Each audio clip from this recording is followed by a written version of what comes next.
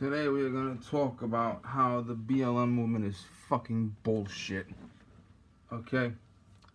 Now, the BLM movement, and yes, I've actually looked at the website because I want to find out what I'm talking about. Okay, I'm not some fucking toady. Ooh, do they say, okay? BLM was started, and this is by their own definition of themselves, against white supremacy after the George Zimmerman shooting of Trayvon Martin.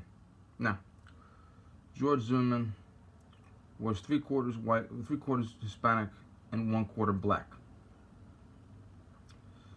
Okay? He saw someone he thought was suspicious. He called police. He disobeyed common sense by getting out of his truck and advancing to get a better view. He disobeyed the dispatcher's direct order to get back to his truck. He and Martin came face to face. We don't know what words they exchanged. We think we know because Zimmerman said so, but he's not really reliable. We'll know later. So, according to scientific evidence, not Zimmerman, whatever words they exchanged, according to the scientific research, the hands, the faces, Martin punched Zimmerman in the face, knocking him to the ground. Now, in theory, if you punch someone in the face because they're following you, knock them to the ground, run away, and call the police, you can claim self-defense. However, in Martin's case, Martin got on his knees and punched Zimmerman in the face repeatedly, banging his head on the concrete. Was that the inertia of the punch, or was he doing it deliberately? We don't know. Zimmerman logically assumed he was going to die, having his head busted on concrete, shot Martin and killed him. Martin's friend, who was talking to him on the phone, said in court testimony that Martin said, "There's a creepy ass cracker following me." So Martin is resorting to racism, not Zimmerman. The stand your ground law. Well, if Zimmerman is laying on his back on the ground, getting the shit beat out of him, he can't leave. Martin can. So Martin is standing his ground. Okay? And we find out Trayvon Martin's background. He was a straight F student. He was actually suspended from school during the time in question. He was frequently in trouble at school. Okay, so he's not really a hero himself. Zimmerman later hit his wife and she left him.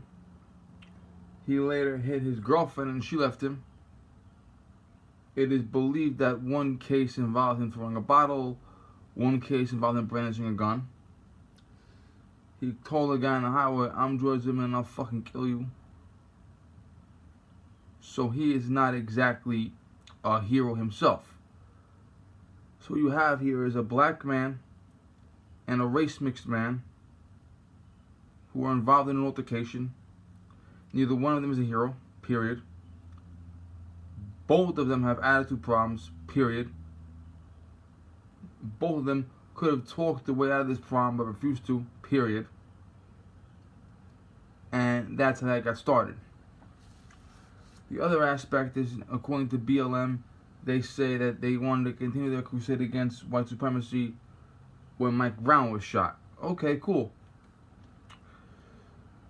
At the exact moment Mike Brown was robbing a convenience store, in particular assaulting the brown owner of said convenience store, Darren Wilson was saving a black baby's life.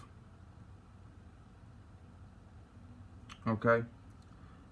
Darren Wilson, on his way to his break time, heard on the radio that there had been a robbery. He saw two men walking in the middle of the road and instructed the two men, "Hey, the road is for cars, sidewalk is for pedestrians." One of the two men, believed to be Mike Brown, said, "Fuck you."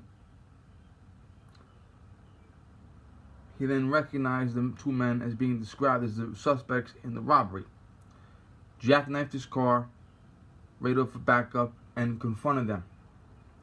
Now, under normal circumstances, a person would not have the right to yell at someone to get on the sidewalk, nor would a person have the right to exit their car, jackknife their car. Okay, but however, Darren Wilson, in his case, as a police officer in uniform on duty, he would have the right to confront a potential suspect. Mike Brown, who punches him in the face, gets into the car with him, punches him again, and they fight over the gun. Martin is shot, probably in the shoulder. He retreats. A normal person would not have the right to pursue Brown. I said Brown. I might have said Martin by accident. Brown. A normal person would not have the right to pursue Brown. However, as an on-duty police officer, Darren Wilson would have the authority to pursue a suspect. And then, according to eyewitness testimony and scientific evidence, Brown then turned and charged it at Wilson, 6'4", 300-pound man who has not been searched yet, who could have a weapon on him. Wilson fires, kills Brown.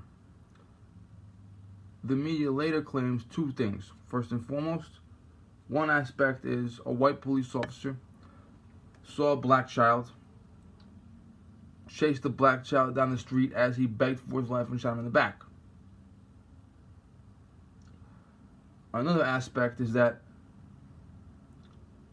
Darren Wilson stopped his vehicle, reached up, grabbed Brown, all 6'4", 300 pounds of him, pulled him into the patrol vehicle, and began slapping him,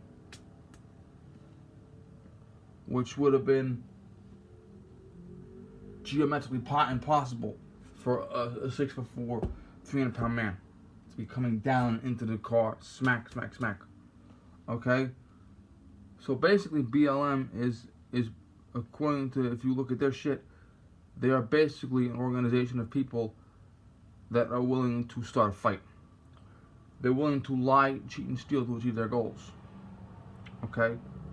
They basically say, okay, the police officer is white, the suspect is black, therefore it's white supremacy.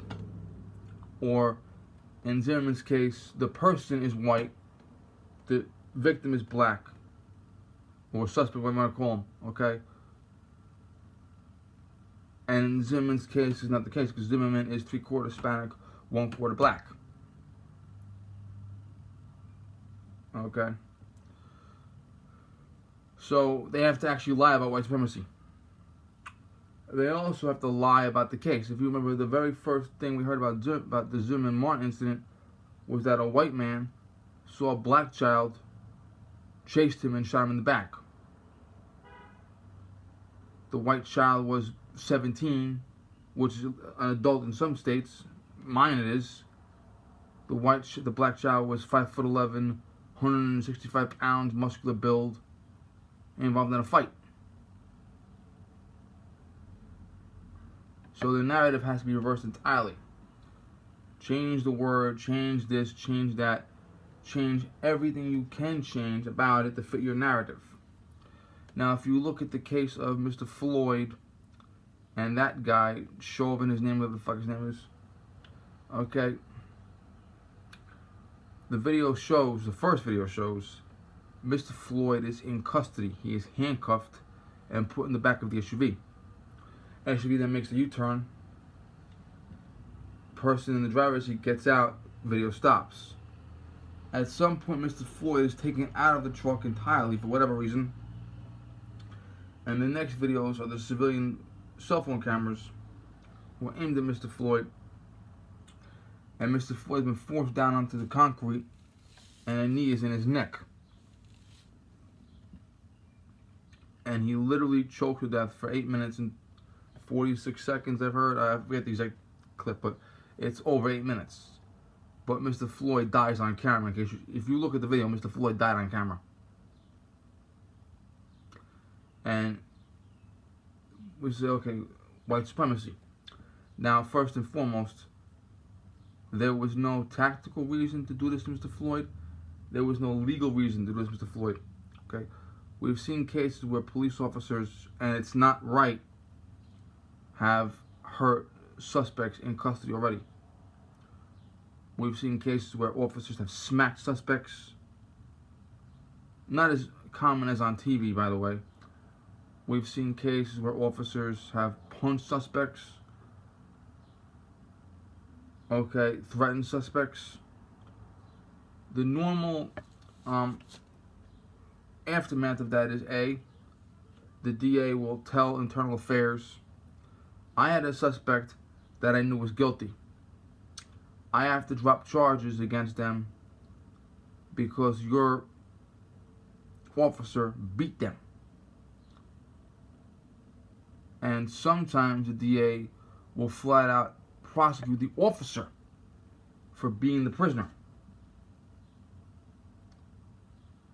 And we've seen cases where the cop is on the highway at 2 o'clock in the morning, the camera from the dashboard is facing away, and he shoots the guy and puts a knife in his hand. That's happened in the past. It has. But for an officer to look directly at a camera, knowing the camera is on, breaking a man's neck is absolute lunacy. Then we find out that the other 3 men, one was Asian, one was Hispanic, other was white too, I think. So, yeah. But we also find out a very curious thing. Mr. Floyd and this individual knew each other already. So this may not have been racially motivated. It was definitely evilly motivated. There's no doubt about it. This was an evil act, period. But it may have been a beef. And like I said, I've never in my life been so mad at someone that I would break their neck for 8 minutes while I know I'm on camera. That's pretty fucking sick. Because you know you're on camera. You think you can hear it? Okay. Now the individual in question had a record of over a dozen infractions against white and black people. And DA Amy Klobuchar refused to indict him or ask Internal Affairs to bench him. Amy Klobuchar was also one of the people that is asking the king of the black people for the nomination for vice president. Okay, so at one point it looks like this case is playing into BLM's hand, but it may very well be a beef as opposed to racially motivated. Now, if BLM was really concerned about white supremacy, why are they and the NAACP endorsing the Democratic Party, endorsing Joe Biden? Okay, why would they not protest outside of an abortion clinic? Abortion, since 1972, abortion has killed 1/3 of the black race in this country. In many liberal cities, including New York City, a black baby is more likely to be aborted than be born. Several years ago, on Halloween Day, Cecile Richards told black women, specifically said black women, it is safer to abort your baby than carry the baby to full term. So rather than go out and pick fights and look for ways to twist and bend things to fit racial motivation, why not boycott and protest Planned Parenthood? It's a far left-wing zealot organization that is designed to either A, raise money for the Democratic Party, or B, distract us from the real problem. The number 2 problem in this country, in the black community, is black-on-black violence. Last year, black-on-black violence was responsible for over 7,000 black deaths, which pales in comparison to how far the list for Planned Parenthood goes. It's not even close, okay? Comparing Planned Parenthood to black-on-black violence is like comparing a fight to the Holocaust, okay? And it's nowhere near it, okay? So maybe you idiot celebrities should stop donating money to BLM, okay? Maybe you should stop giving money to Planned Parenthood. Maybe you should not vote for the king of the black people in November. Thank you.